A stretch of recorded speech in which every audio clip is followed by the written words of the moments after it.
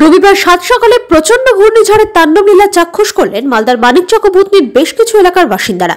এদিন সকাল ৬টা নাগাদ হঠাৎ করেই মানিকচকের আকাশ কালো মেঘে ঢাকা পড়ে। দেখতে দেখতে প্রচন্ড ঝড় বৃষ্টি শুরু হয়। প্রায় ৪০ মিনিট ধরে চলে ঝড় বৃষ্টি। তবে মিনিট দশকের মতো প্রচন্ড ঘূর্ণিঝড় বয়ে যায় মানিকচকের ভূতনির শঙ্করটোলা ও কালীটোলা বাঁধ এলাকায়।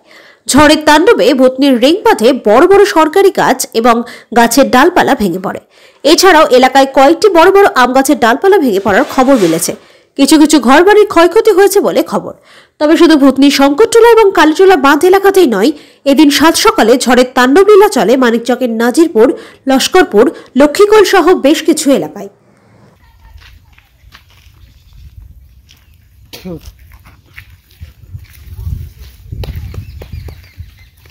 ঝড়টা ঘূর্ণিঝড়টা প্রচুর হারে গমের ক্ষেত মেত আমের বাগান ঠাগান সব পুরোটাই ভেঙে গেছে। আমের বাগানে মোটামুটি অনেকটাই গাছ ভেঙেছে, বাদেও অনেকটা গাছ ভেঙেছে।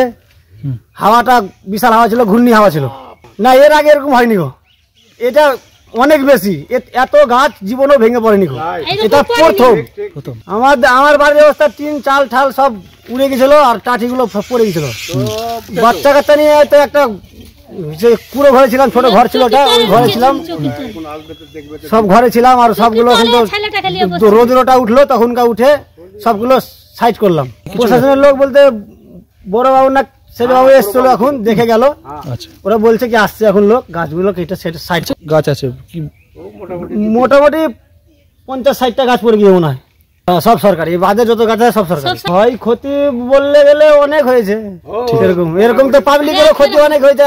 ৮টা-১০টা গাছ পড়ে গেছে আমের, ও অনেক ক্ষতি। ওগুলো আমাদের বাড়ি ঘর তো ভেঙে গেছে, কি করবো, টিন ফিন সব ছিঁড়ে গেল। আরে খুবই ঝড় তুফান, যাকে বলে ঘূর্ণিঝড়, দেখছেন না একদম রাস্তা জাম হয়ে আছে, তার ফার সব ছিঁড়ে টিড়ে সব ফেলে দিয়েছে একদম। এটা শঙ্করটোলা, ভূতনি শঙ্করটোলা, শঙ্করটোলা বাঁধে এই সকালে ৬টার দিকে। আর বলিয়েন না, দেখছেন না গাছপালা দেখছেন কি না, আর কি বলবো, গাছপালা তো সবকে দিয়েছে চুরমার করে একদম। কতটা গাছ ভেঙেছে? ও মোটামুটি আমার মনে হয় যে ৫০-৬০টা। আচ্ছা, বাঁধের উপরে যেটা রাস্তা ক্লিয়ার হবে, ও তো সাইডে তো আলাদাই হলো, যেটা কি বাঁধে আছে। ঘূর্ণিঝড় একে বলে, ঘূর্ণিঝড় এইরকম ঝড় দেখেনি। বাপরে, বাড়ি ঘর সব উড়িয়ে দিয়েছে। তো ওইদিকে কত গাছপালা পড়েছে, এদিকে ওই সাইডে অনেক গাছ পড়েছে, এগুলো সব বাঁধের পড়েছে আর এইদিকে পাবলিকেরও পড়েছে। হ্যাঁ, সরকারি। এখনো কোনো ব্যবস্থা হয়নি।